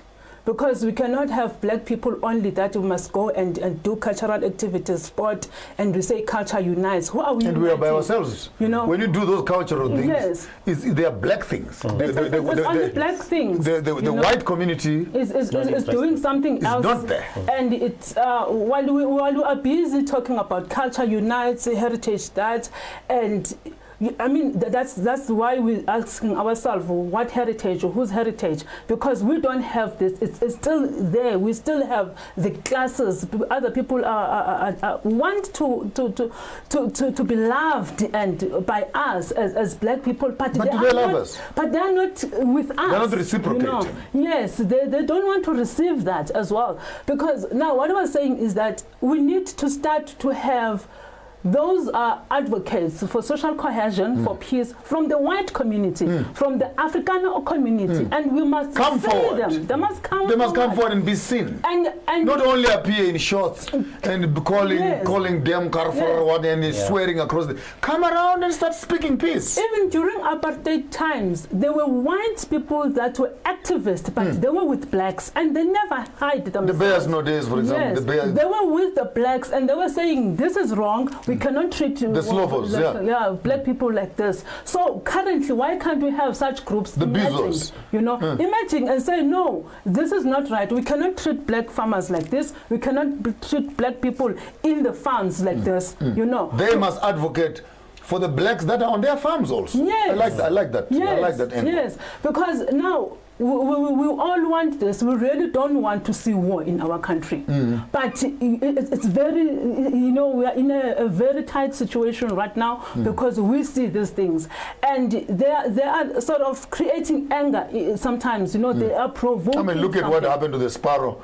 That's that Christmas where that young girl in Durban says there's a black man, a baboon. Yeah. The tension, that thing erupted onto the social media space. We don't want that. Your contribution, what must we do? Solutions, sir. So for me, first round, I'll come back again. Okay, for me, the important thing is to build race consciousness amongst black people, so that we understand. Why black people? Because it is black people that are at the receiving end of racism, And I'll tell you why. The reason is simple. It's for us to build our capacity in 3 areas. One, the capacity to educate ourselves, the capacity to feed ourselves, and the capacity to defend ourselves.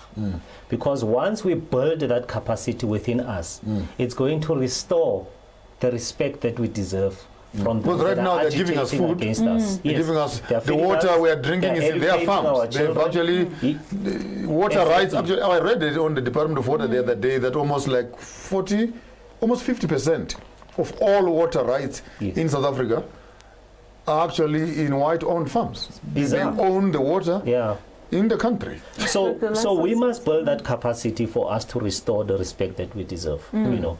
And people will only dance on your head if they have believed that you can't defend yourself, if they believe that you are not educated enough to understand what is happening, and if they know that they can use food to neutralize your defenses. A hungry man has no politics. Exactly. And I wanted to react to the point you were raising earlier on, Nkosazana. The Afrikaner, in fact, even this term Afrikaner is a distortion, because these people are Dutch. The Afrikaner man... Address them as Dutch then. Yeah, the Dutch. You know, the Dutch man who is swearing at the president is doing nothing different from the way they treat the black people that work in their farms. Come on, slow down right there.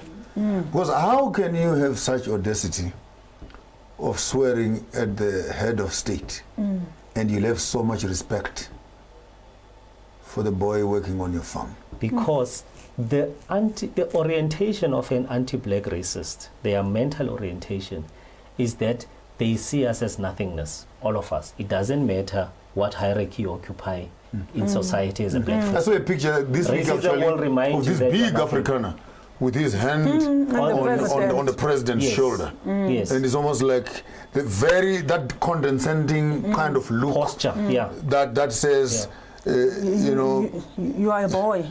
My boy. Yes. You know, and that picture for me was that's how they see us. It was just like I might not understand the friendship between the two, but to have the state president shoulder pressed down by a hefty Afrikaner and is looking him in the eye. I look, and the honorable president was like, anyway, let me not read too much into that picture. That picture is a reflection of our government. It showed me actually, yes, you can use it better than that.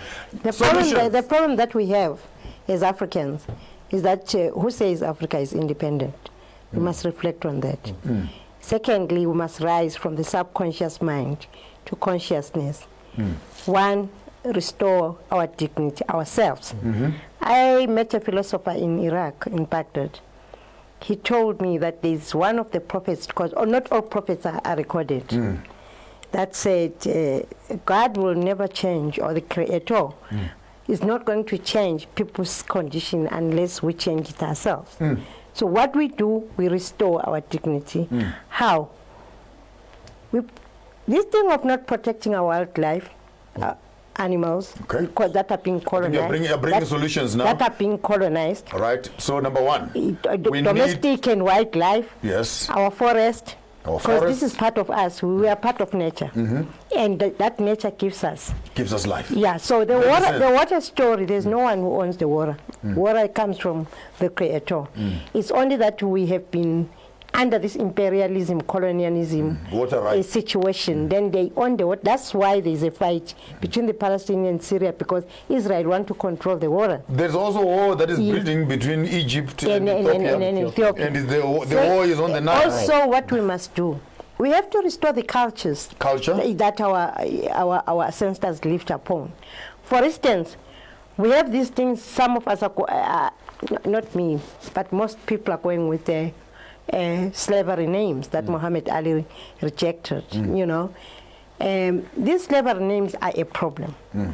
The problem being, in Africa, there is no one who has this name. For instance, the Bonefetiti, the queens, were called Batia, you know, which means, because all this was stolen from us. And then even the white people misconceived some African structures because they don't understand them, because that's philosophy, that's wisdom. So now we need to get away, because every woman in this in the continent was called a princess or a queen, and brothers called princes and kings. So we need to go to those kind of culture and now restore our sacred places. The problem that we have, We have Bonjelele destroyed, interfered with.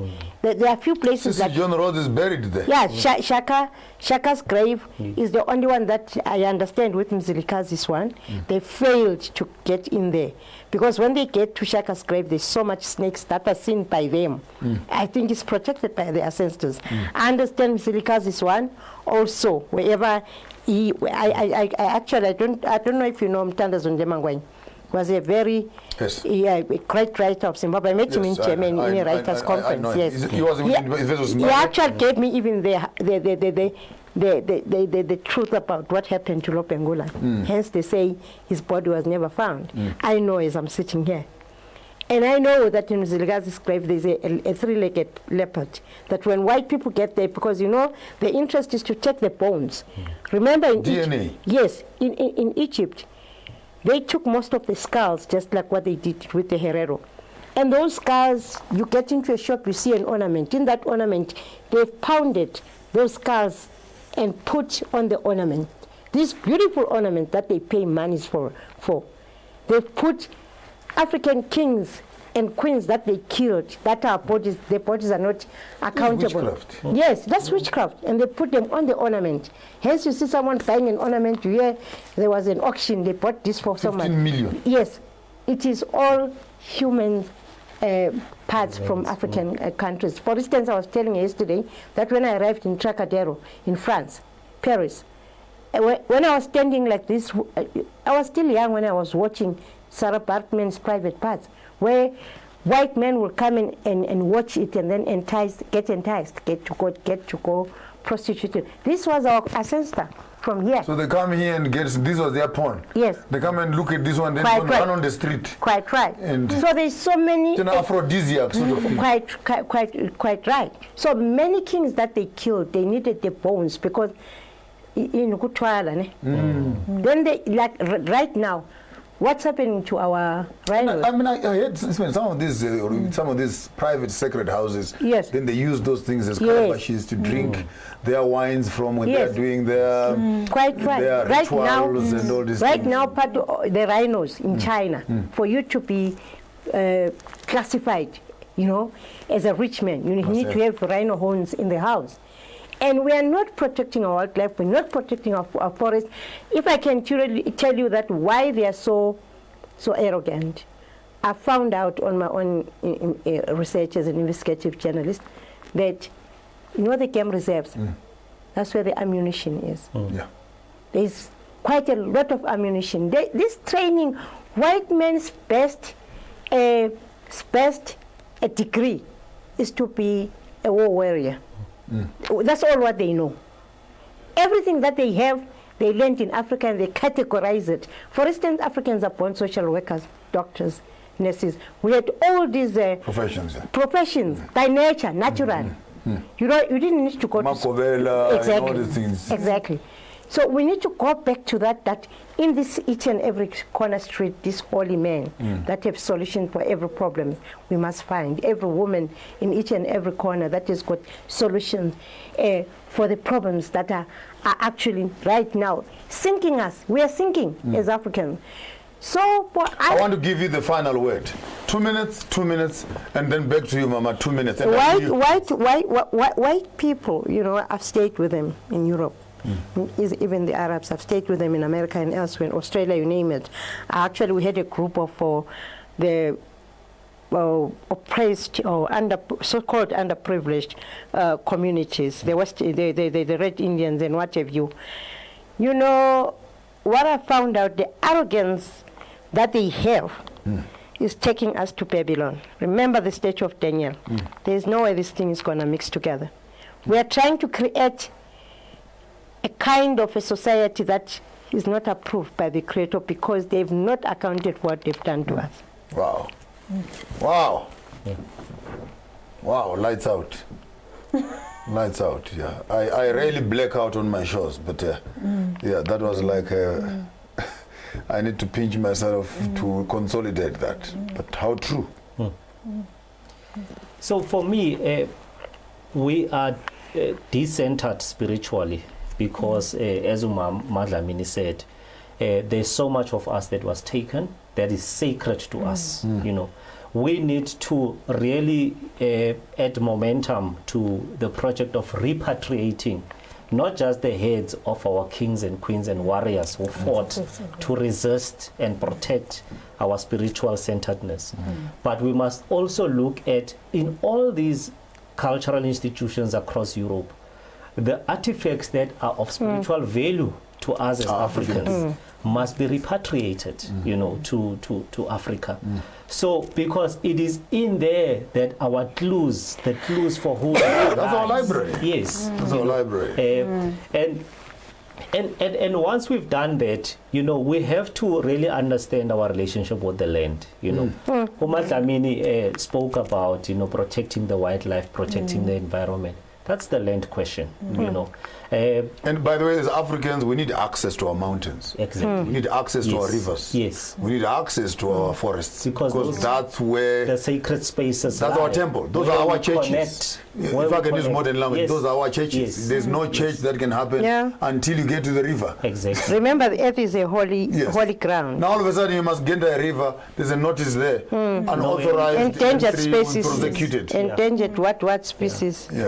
So we need to really mount a serious resistance in defense of the land, so that we can have the right of bearing the names that we do, because so that we don't desecrate on the graves of our warrior ancestors because before they, you know, disrespect the memory of our ancestors, we are also contributing to that by not fighting for that which they died for. Quite right. Yeah. So I mean, I had the privilege of going into the British Museum, and I saw what they call Egyptian mummies lying in exhibition for everybody to watch. You know, that is sacred. It's sacred. You know. We need to repatriate those bodies and those spirits, you know, and even the way in which we don't hurry to repatriate the bodies. Yes, you also need to ask the gold artifacts that are come, but because now it's like we're just going to collect the body remains. No, our minerals must come back, you know, and we must start with the diamond on the Queen's crown. Park it right there. Your last parting shot. I like that. The Cullinan. Yes. It was here. That's about 40 kilometers from here. That's where Cullinan is. That diamond that is sitting on the Queen's head. It's now called Dinoken. It's a diamond. It's no longer Cullinan. Dinoken. That diamond. Okay. Yes. Yeah. Oh, we're learning every day. The parting shot. The skulls and these artifacts that are in all these European museums are for our ancestors and of our indigenous leaders. So I think the government or anyone that wants to go to this must not use their political powers to do that. They must involve the indigenous leaders, and they must actually, in any negotiations, even the accountability, apologies and all that, they must involve our indigenous leaders. They must involve our kings, because these are their ancestors. These are the people that can actually relate to whatever object that is there. And also, if they want to go and take even the scars and everything, we believe that these bones, there's also that spiritual connection. And I also want to emphasize the fact that we have a lot of fallen people in either they were being enslaved, or they were transported across the seas. Yes, either they were in war and all that. We need to have all those people coming back to the mainland. Yes.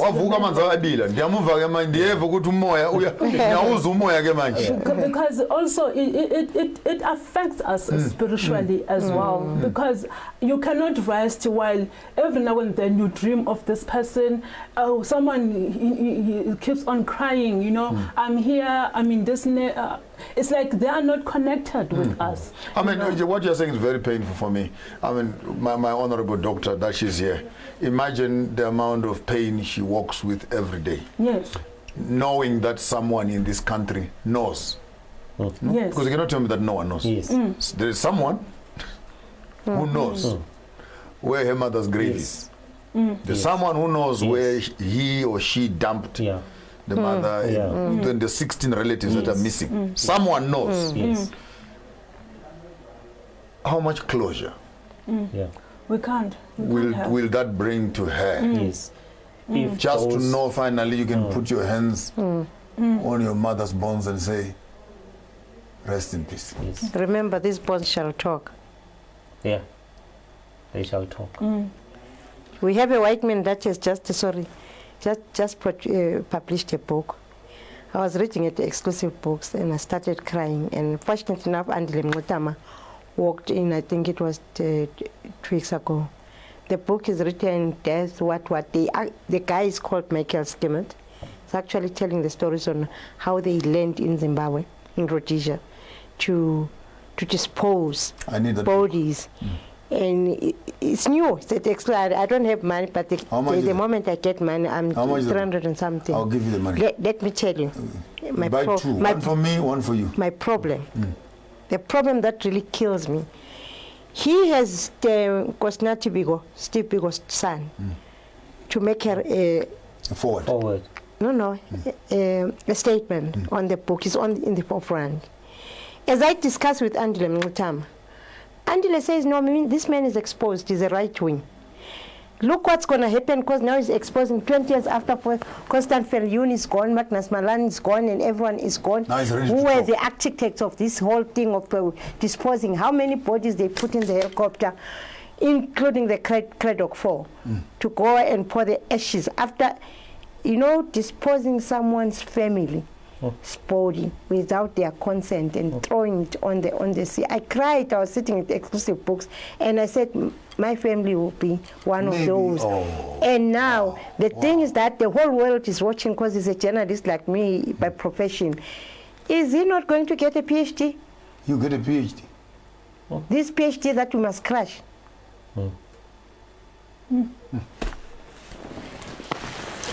Ladies and gentlemen, this is what we are all about. This is your show, Sankofa, and it's a sobering moment. I ran out of words. Me, before you go, I will actually want you to, if we can have people, I'm a film producer as well. We need films like Sankofa. Have you seen Sankofa? Not yet, not yet. That's a film produced by Brother Haile Harima. Okay. He's Ethiopian. We'll share some notes. Originally. We'll share some notes. Yes, so he stages in the States, married to an African American like me. I was married to an African American. He passed on, covering the news in the Middle East. So he produced this film, Sankofa. If he can tell you how many years it took before he could get funding until he decided to work in the Caribbean islands, people who really experienced this slavery. And one brother will say, I don't have money. They are in our situation. But I have this marimba. Can go and sell so that you can produce the film, because no one wanted. He shows what his sister Ngozi Chinamanda said. The one-sided story is very dangerous. He shows how retaliation that happened in the sugarcane, how white people were killed. They don't show us that. Look for the film Sankofa by Haile Harima. I'll look for it. And maybe we can watch it one day. Okay. I have a DVD somewhere. I'm currently going through my own. Looks like I need to pay you a visit when I have enough time. Because I know when you get older, you only work in a certain circle. No. Lots of other people in the background. I want you to come and clean up your. It's 50 plus 1. I'm just 51, so I'm still a young girl. Oh, you a year older than me. So. Until we meet again here on your wonderful show, Sankofa, thank you very much to all my guests that have blessed us today and graced us with lots of experiences. Me, your host, Maponga J. Chigarambo Garamashamba, Uda Chira Nawana Wanji. Makumba Mwana Musendo Shana Chibuchita that you tell Tabanacho. Panachigarama, Hematana, Chiramba Sesam Ponango Kubani Majakumagaro. Chira Nawana, Jim Tambur Paro, Waron Pernamachira Machan. Until we see you again. Don't do what I wouldn't do. But if you decide to do it better. You know this song I learned from Zimbabwean cadres. You remember we're together in Soviet.